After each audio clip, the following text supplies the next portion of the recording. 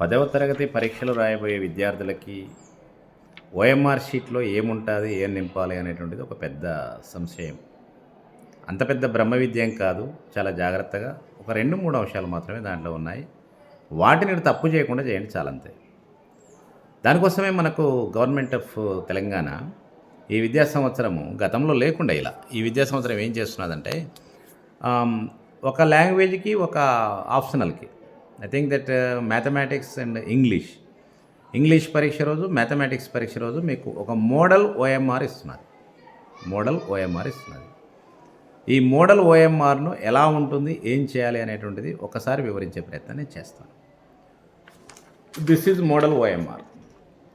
ఇది మీ ఆన్సర్ షీట్కు పైన ఇక్కడ ఉన్నటువంటి ఇక్కడ ఒకటి ఆన్సర్ షీట్ పైన పిన్ చేస్తారు.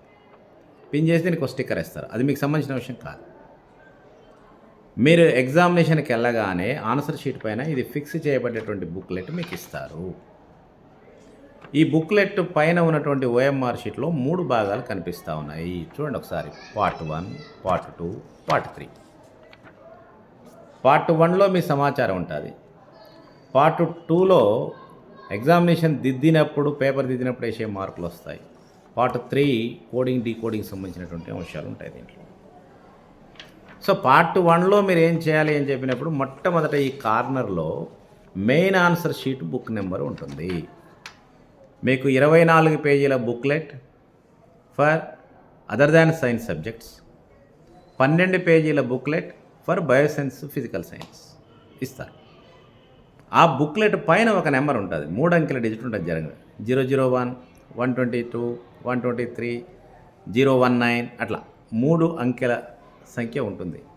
అది మీరు ఇక్కడ వేయాలి. 3 బాక్సులు కనిపిస్తున్నాయి మీకు ఇలా.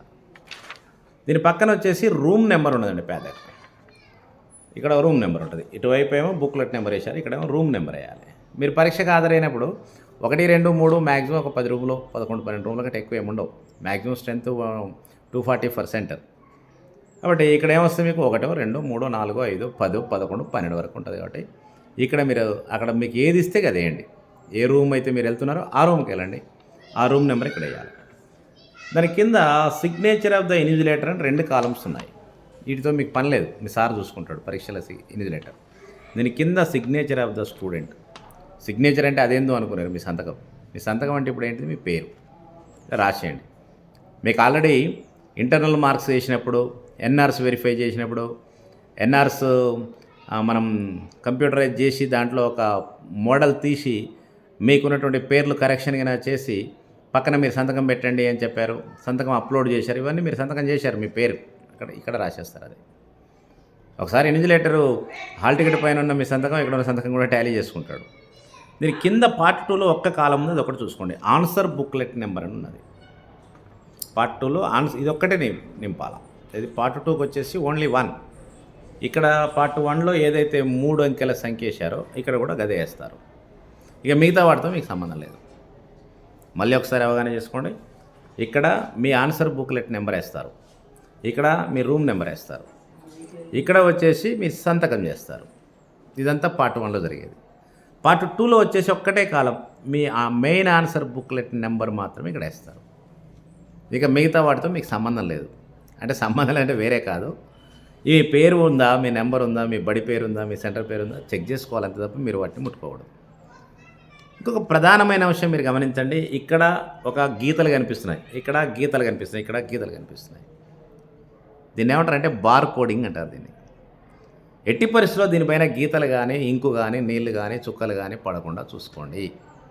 ఈ పేపర్ కూడా మీ ఇష్టం ఉన్నట్టుగా అటు ఇటు నలపకుండా చూసుకోండి జాగ్రత్తగా. ఎందుకంటే దాని నుంచే స్కాన్ చేస్తారు మన నెంబర్ని. ఇది స్కాన్ చేయగానే ఇంట్లో మన నెంబర్ ఇట్లా వస్తుంది. మీరు అప్పుడప్పుడు షాపింగ్ మాల్స్కి వెళ్తే స్కానర్ మీద కొట్టగానే రేట్లు పడతాయి, చూసారా? That type. So this is very careful. Me life అంతా దీంట్లోనే ఉంది. దీన్ని అజాగ్రత్తగా చేస్తే ఇక మీ మార్కులు ఎక్కడికి పోవాలో మీకు అర్థం కాని పరిస్థితి.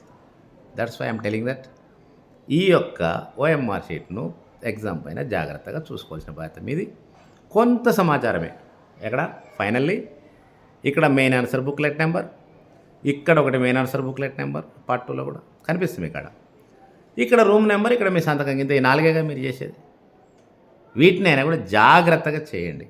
సార్ ఎంతో చేయాలి, ఎర్ర పెన్నా నల్ల పెన్నా ఎన్ని డౌట్లు వస్తాయి. అదేం టెన్షన్ పడొద్దు. మీ దగ్గర ఉన్న పెన్ను బ్లూ ఆర్ బ్లాక్ ఉంటుంది. మీరు రాసేది అదే పెన్ కదా పరీక్ష, ఆ పెన్నుతో చేయండి చాలా, అంతే, వేరే చేసేది ఏం లేదు. I wish you all the very best. ఇది ఒకటి చాలా జాగ్రత్తగా చూసుకోవాలని చెప్పి కోరుతాను. Thank you.